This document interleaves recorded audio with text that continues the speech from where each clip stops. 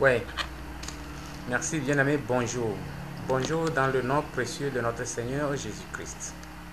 Ce matin, je viens à vous comme un messager, un frère qui vient à vous en vous exhortant, en vous encourageant.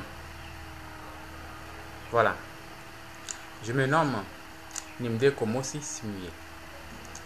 Je suis frère en Christ et je vis au Togo, au nord du Togo, dans la région de la Kara.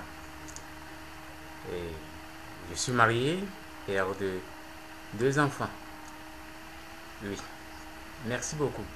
C'est ma courte présentation de ma personne. Ce matin, j'aimerais que nous parlons de l'identité. L'identité.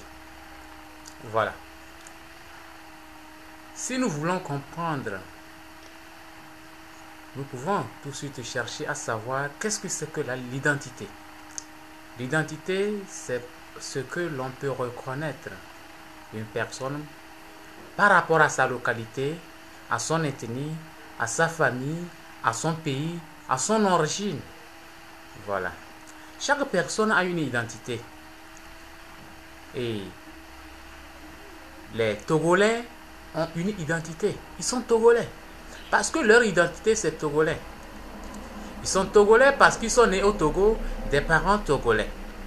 Ou ils sont Togolais parce qu'ils sont au Togo, nés au Togo, hein, et selon la loi du pays, avec un nombre d'années donné, nous pouvons devenir Togolais. Ce matin, nous voulons parler de l'identité. Mais quelle identité? Parce qu'il y a plusieurs identités. Nous connaissons des personnes qui ont plusieurs identités. Paul, par exemple, l'apôtre Paul que nous connaissons, par exemple, avait plusieurs identités. Lui-même se déclarant qu'il était juif et était romain. Et il dit clairement que c'est avec prix d'argent qu'il a eu cette identité romaine. Voilà. Nous tous, nous avons une identité. Chaque personne a une identité. On peut l'identifier par rapport à son père. On peut également l'identifier par rapport à sa mère. On peut l'identifier aussi par rapport à sa région, son canton, son peuple, son ethnie. Voilà. J'aimerais que nous lisions dans le livre de Jean, au chapitre 1, le verset 20, et nous allons suivre la procédure pour comprendre qu'est-ce que l'identité et qu'est-ce que nous pouvons faire de notre identité. Nous lisons dans le livre de Jean, chapitre 1, verset 20. Il dit clairement la vérité sans se dérober de leur déclaration ouvertement. Je ne suis pas le Christ, le Messie promis. Mais alors, continue-t-il, es-tu le Élie? Je ne le suis pas. C'est Jean qui le dit. Es-tu le prophète? Non. Mais, enfin, insiste-t-il, qui es-tu donc? Il faut bien que nous rapportions une réponse à ceux qui nous ont envoyés. Qui prétends-tu être? Je suis.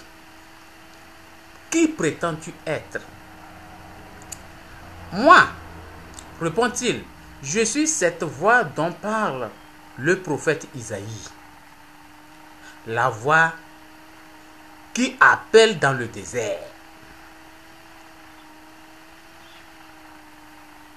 Préparez le chemin du Seigneur. Aplanissez leur route, la route. Faites-lui des sentiers tout droits par lesquels il puisse entrer. Les envoyés faisaient partie de la secte des pharisiens. Ils continuèrent à l'interroger. Si tu n'es pas le Christ, ni Élie, ni le prophète, pourquoi alors baptises-tu?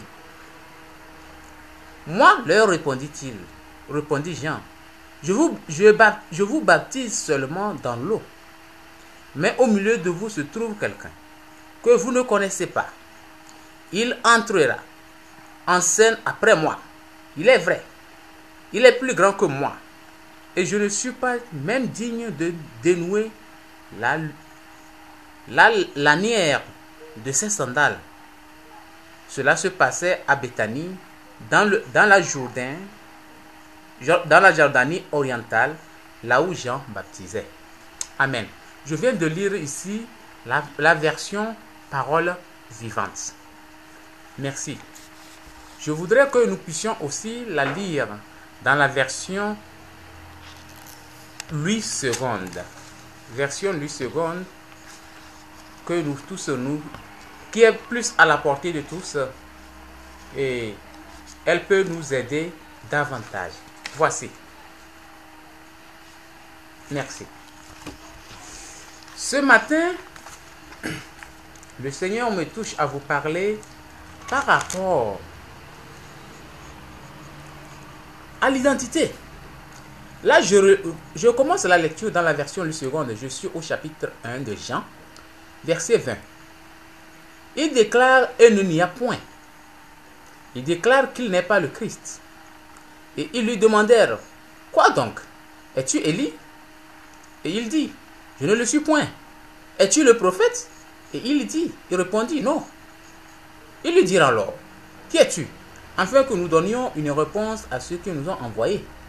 « Que dis-tu de toi-même » Moi, dit-il, je suis la voix de celui qui crie dans le désert. Aplanissez le chemin du Seigneur, comme a dit Isaïe le prophète. Ceux qui avaient été envoyés étaient des pharisiens. Ils lui firent encore cette question. Pourquoi donc baptises-tu, si tu n'es pas le Christ, ni Élie, ni le prophète? Jean leur répondit.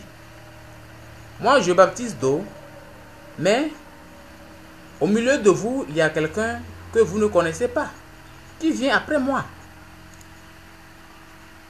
Je ne suis pas digne de délier le courroie de ses souliers. Ces choses se passèrent à Béthanie, au-delà du Jourdain, où Jean baptisait. Amen. J'étais en train de parler ici de l'identité. Les pharisiens et leurs maîtres cherchaient à connaître l'identité de Paul. Alors que l'identité d'une personne fait de lui ce qu'il est. Et son identité lui donne l'autorisation, la force ou l'autorité pour exercer. Jean dit, je suis la voix de celui qui crie dans le désert. Mais il n'était pas au bureau. Jean n'était pas en ce moment au bureau, il était réellement dans le désert où les pharisiens ont envoyé vers lui. Ils étaient dans le désert. Alors, l'identité de Paul et de Jean que nous parlons, Jean le Baptiste que nous parlons, lui a conféré un métier, si nous pouvons le dire, une profession, une activité qu'il faisait. Il était dans le désert en train de crier, aplanissez le chemin du Seigneur. Amen. Chers frères et sœurs, ce matin, j'aimerais vous demander, est-ce que vous avez une identité? Tout le monde me dira, oui, j'ai mon identité. Pourquoi cette question? Il n'y a personne qui n'a pas d'identité. Avec votre identité, que faites-vous? Amen. Que faites-vous? Nous tous, notre identité nous donne des privilèges. Des privilèges pour exercer, pour aller et revenir, des privilèges pour activer, pour travailler, des privilèges également pour question de droit, des privilèges pour question de devoir. Amen. Qu'est-ce que je voudrais dire? Quelle est notre identité? Jean dit, je suis la voix de celui qui crie dans le désert, et on retrouve Jean dans le désert en train de crier. Amen. Si nous disons que nous sommes pasteurs, je donne un exemple seulement, ou apôtres, ou évangélistes, pourquoi nous sommes cela? Parce que nous avons une identité. Cette identité nous donne le devoir, le pouvoir Cette identité nous donne également le privilège d'exercer en tant que prophète. Prophète de qui? Voilà. Prophète de notre Père. Si nous sommes prophètes de Dieu, nous exerçons en tant que prophète de Dieu. Enfants de Dieu, si nous sommes enfants de Dieu, c'est-à-dire c'est là notre identité, nous exerçons en tant que prophète de Dieu. Si nous avons l'identité d'enfants de Dieu, nés de nouveau, nous pouvons aussi servir en tant que pasteurs. Et c'est dans le corps de Christ. Amen. Mais, qu'est-ce qui nous donne cette identité? C'est Dieu qui nous donne l'identité de fils pour que nous puissions exercer dans le corps de Christ. Amen. Chers amis, Jean n'est pas la voix de celui qui crie dans le désert pour rien. Parce qu'il était appelé à rester dans le désert et crier. Alors Jean était dans le désert en train de crier. Et nous? J'aimerais que nous puissions voir, revoir. Est-ce que nous reflétons en réalité ce que nous déclarons être? Nous disons que nous sommes des citoyens célestes. Nous sommes des nés de nouveau. Nous sommes enfants de Dieu. Nous sommes chrétiens. Nous sommes disciples du Seigneur. Nous sommes ceci, nous sommes cela. Est-ce que nos activités que nous menons ont pour impact, résultat dans la vie céleste ou sur la terre? Ce matin, dans mon souci, je me posais juste cette question. Qu'est-ce que je suis? Qui suis-je? Je suis enfant de Dieu pour le bureau. Alors, qu'est-ce que le Seigneur peut attribuer? Quel nom le Seigneur peut attribuer à l'activité que je fais en tant qu'enfant de Dieu au bureau? Si je suis pasteur pour être au bureau, est-ce que le rôle du pasteur c'est d'être au bureau? Si je suis apôtre et je suis dans ma chambre, est-ce que c'est le rôle de l'apôtre de rester dans sa chambre?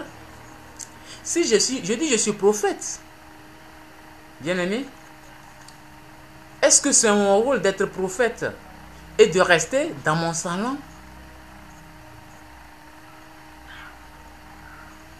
Le temps passe. Et nous retournerons dans notre patrie. Amen. Est-ce que nous travaillons pour l'intérêt de notre patrie? Bien-aimés, dans tous les pays où un Togolais réside, il y a un représentant légal du pays et dans ce pays. Par exemple, quand nous venons tout de suite en France, nous allons trouver l'ambassade du Togo en France.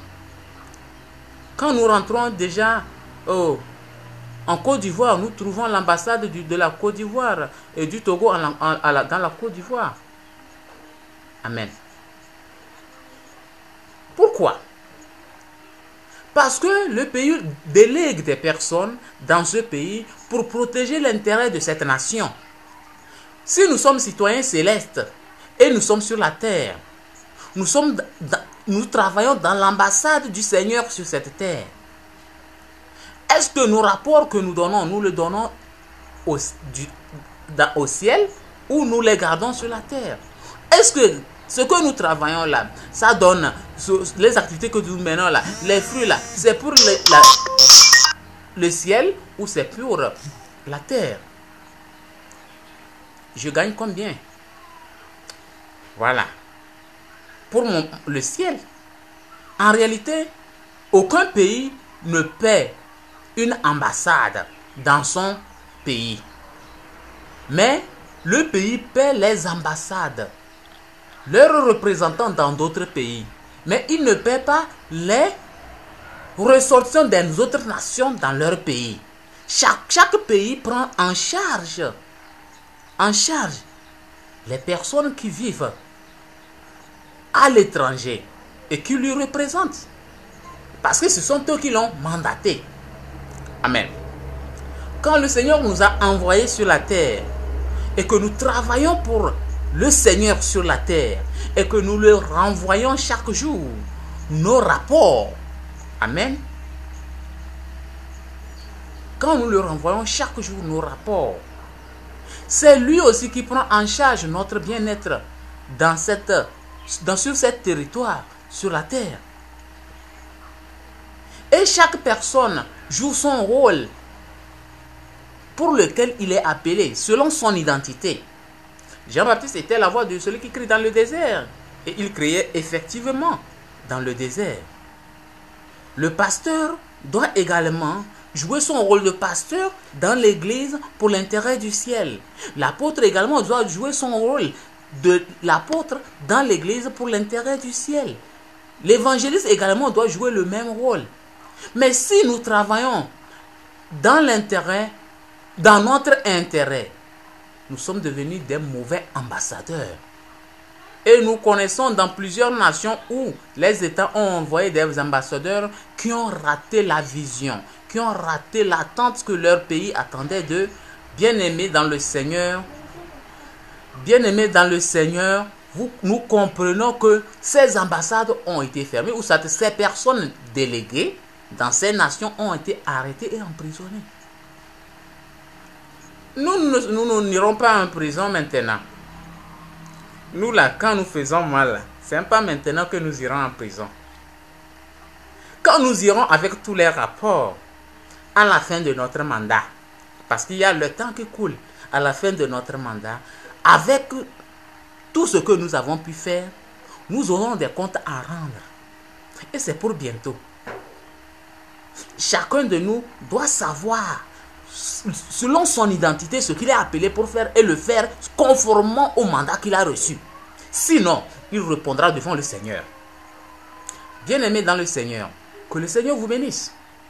Ma prière pour nous ce matin, que chacun reconnaisse son identité et qu'il exerce selon son appel, selon son mandat, pour plaire au Seigneur. Amen. Seigneur, notre Dieu et notre Père, ce matin, je suis encore devant toi pour te dire merci pour la vie et le privilège que tu m'as donné d'être encore parmi les vivants. Même si j'étais mort, Père, je te glorifierai encore parce que je suis déjà heureux d'être ton enfant. Je suis heureux d'appartenir à la cité céleste. Je suis heureux d'être parmi les frères et les sœurs en Christ qui glorifient ton nom. Je suis heureux d'être né de nouveau. Je te prie, Seigneur, ce matin, que tu montres à chacun, à chaque personne, son identité. Et à chaque identité, la profession, la vision ou l'attente que tu attends de cette personne. Et qu'il puisse l'exercer. Donne-nous la force de pouvoir accomplir notre mission que tu nous as confiée sur cette terre, conformément à ce que tu as désiré, pour que nous puissions revenir et recevoir cette récompense, bon et fidèle serviteur. Merci beaucoup parce que tu fais au-delà de ce que nous pouvons demander. Père, c'est toi qui connais, c'est toi qui juges. Juge-nous, corrige-nous pour que nous puissions paraître plus justes devant toi. Merci, c'est dans le nom de Jésus-Christ que j'ai prié. Amen.